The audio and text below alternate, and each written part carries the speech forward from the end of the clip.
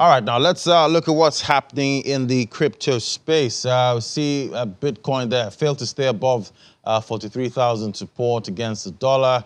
BTC is trading in a bearish zone and could continue a move below $41,200. Bitcoin is struggling to climb above the 42,500 and 42,800 resistant levels. Let's look at the market cap there. We see it's $2.02 trillion, down by 1.74% at 8 a.m. this morning. Volume traded in the total crypto space, $75.59 billion. And see price of Bitcoin at 8 a.m., $42,206. It's down 1.57%. It's trading below that at this hour. Price of Ethereum there, $3,197, down 2.79%. And we see volume traded $11.99 billion. Top alts by market cap. See, it's mostly red, just like yesterday. But again, we see Cardano still in the green at $1.56.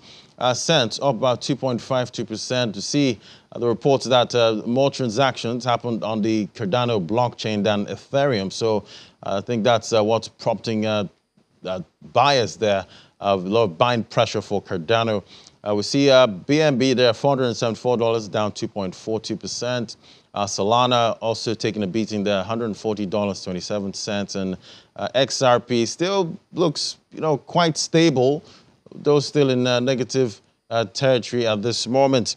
And we look at the top 5 gainers there. We see, surprisingly there, we see ICP up there at 3.56%, and IOTA up 5.15%. All right, let's bring in Rume Ofi now to weigh on this matter. Great to have you, Rume. Good morning, Ladi. Good morning, Rume. So I see Fidelity Investment is saying that countries that secure some Bitcoin today will be better off than their peers. And I'm wondering, Rume, is El Salvador doing any better right now? I think one thing we need to take in consideration is the fact that Fidelity Investment is not a small fry. Fidelity Investment has been in business all the way back since 1946, actually helping to invest funds of about 23 million people globally. So it's not something we need to take for a joke.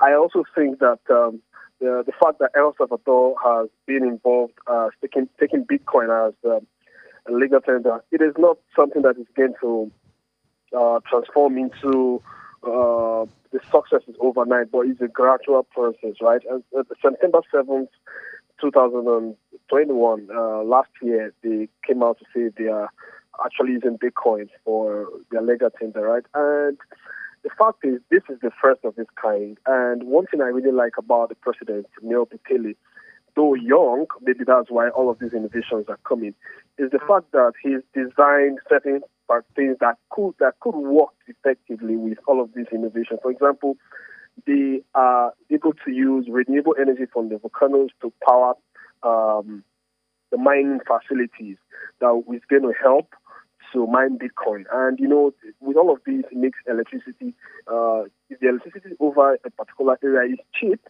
it makes investors to want to go there to involve themselves in the mining process, which is also could be in our own case because we flare gas in this part of the world. But aside that, I also think that there's also a step he made, which is very smart. He said that if you have 3 Bitcoin, you could be given, if you invest 3 Bitcoin in the country, you will be given a permanent residence, which also will also bring investors to come in. And they partner with Bitfinex, one of the biggest cryptocurrency exchange platform, to enable them work some things out, like the Shiva wallet and how all of this is. That is not even talked about the idea of their the Bitcoin bonds, because he actually initiated a Bitcoin bond to build a Bitcoin city. So all of this that this young man is doing is going to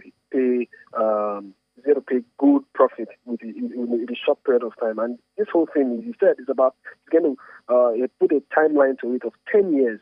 If you look back, Bitcoin just became 13 years, and we're seeing 3 trillion market capitalization. So El Salvador is just the case study, and let's keep an eye to that.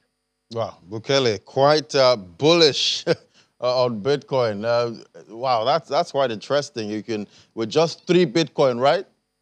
Yeah, exactly. So maybe you could go in there very soon. All right, Ruben, thank you so much. Enjoy the rest of your day. Thank you very much, Laddie. Thank you.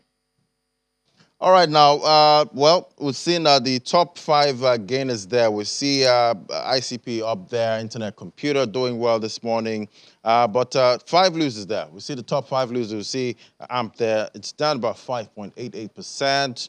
IOTA down 4.74%, and we see Rose there and Luna all doing not so well this morning. Well, the market is quite volatile, as everyone says, so these are expected in that market.